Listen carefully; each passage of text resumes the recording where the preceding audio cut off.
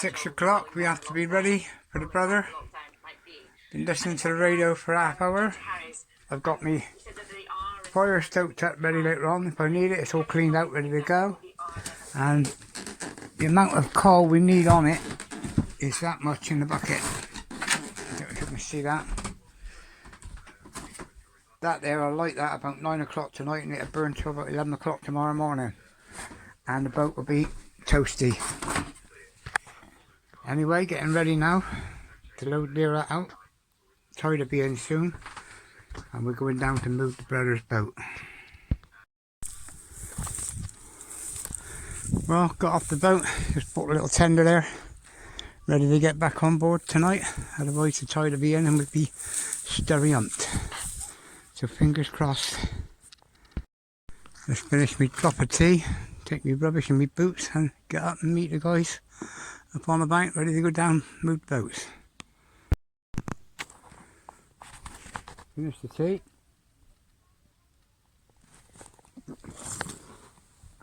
Put the cup up, lock the boat down, grab the wellies and go and join the brother. Well, I say join him, but we'll be 2-3 metres apart. But time to do our walk and get things sorted. I've got to have a sit on a bench and change my wellies. Don't need them till we're down the bottom.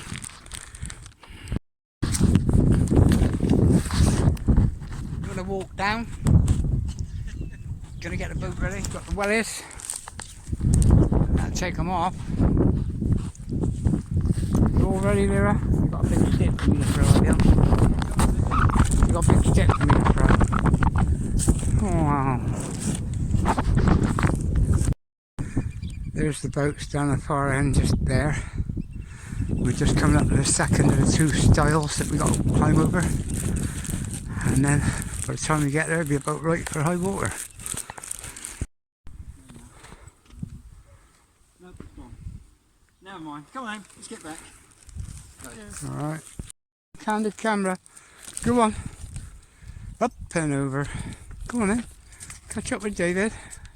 This is what we call Breacher's Brook. It's only 3 foot this side, 4.5 foot the other side. Lyra don't mind. Mind you coming back, I've got to pick her up and carry her over. Anyway, let's get back down to the boat.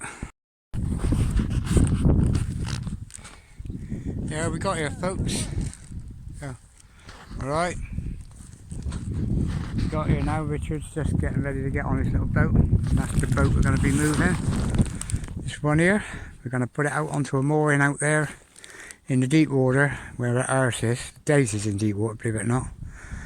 And hopefully then they're ready to go sailing whenever we want to. But in the meantime, time to get the wellies on, and we've got half hour before high water and this boat floats. Now the brother's got on the boat now to bail out a little bit of water. It's only rainwater, the boat don't leak at all. There's other people on their way down to Crow Point. They'll be having a big fire on the beach tonight with a few beers. And I can't say I blame them. As soon as I get an engineer, I should be down there with them.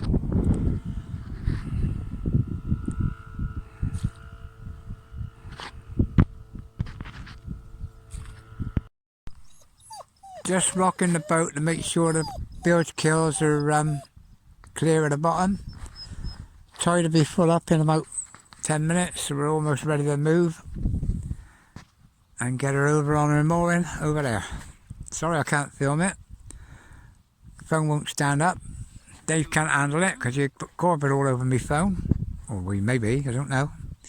Anyway, let's move the boat, baby. Don't move the boat, baby. They're all done with smokes and mirrors. Took us exactly 2-3 minutes to go across from that mooring point to that mooring point. With safety wires, no need for motors or nothing. Just as well because we ain't got any at this point in time, thanks to Corvette.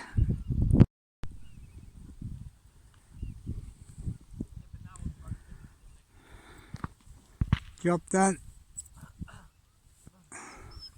Boat all over. Richard can get off and we can head back home nice beer on the patio.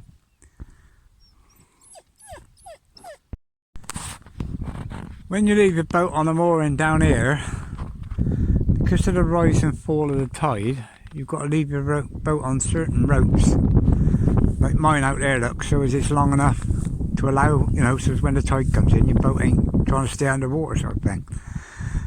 There's 4 ropes on all of them. All the ropes got a certain amount of stretch in them, thank God. But if you don't put a long enough ropes on, you can come unstuck. Now that boat was left there years ago. It's got an inboard outboard hole. The rudder sunk in the mud. The water come over the top of the boat through the inboard outboard hole, filled the back of the boat up, and she's never floated since. 2-foot piece of plywood on there with a bit of sealer, and that boat could be floating again. But the inside's gutted out, so I'm not going to float it again. Anyway, the sun's gone in. I can hear my bottle of cider calling, Peter!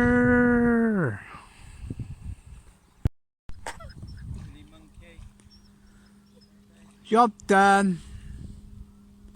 Here's the other boats coming down the Crow Point. Big piss up and fire down there tonight.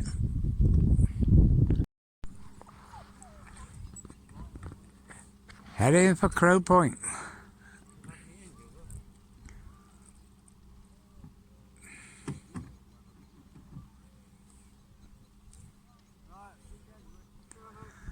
Crow Point buggies.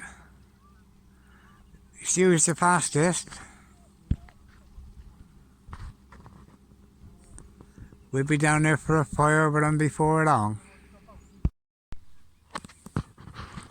All at sea and hardly afloat. There's an old man stood on his old boat. Just going around and pick the dog up now because I'm trying to flip the boat around like that. We can get the dog and we can get on board. Otherwise we've got to wait for the tide to go out. So fingers crossed.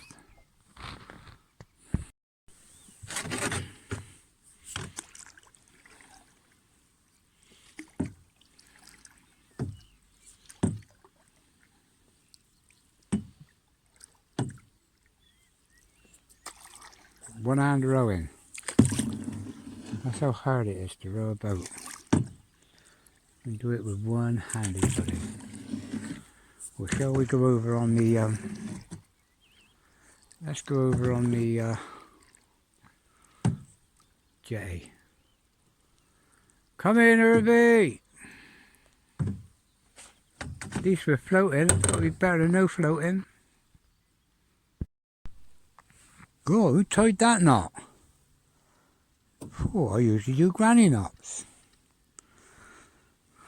What a beautiful evening tonight, right? A breath of wind, it's warm, and it's fantastic. I can't wait to get back on the boat and have a beer. Got my little tender to row on, and a bevy bridge. Well, back on the boat, and Lyra's in. Now we're going to sit down, and it's that time of night again. Time for a drop of the old cider. Anyway folks, other than make a video and put on YouTube tonight, we had a nice old day. I recolour coded all my wiring on my boat today, so hopefully everything underneath there now is all the same colour. And we've had a brilliant day. Fantastic Corbett day. How did your Corbett day go? Anyway guys, let's see if I can put this on the video tonight to show you how life's been down here on the Corbett boat. But for now, cheers all.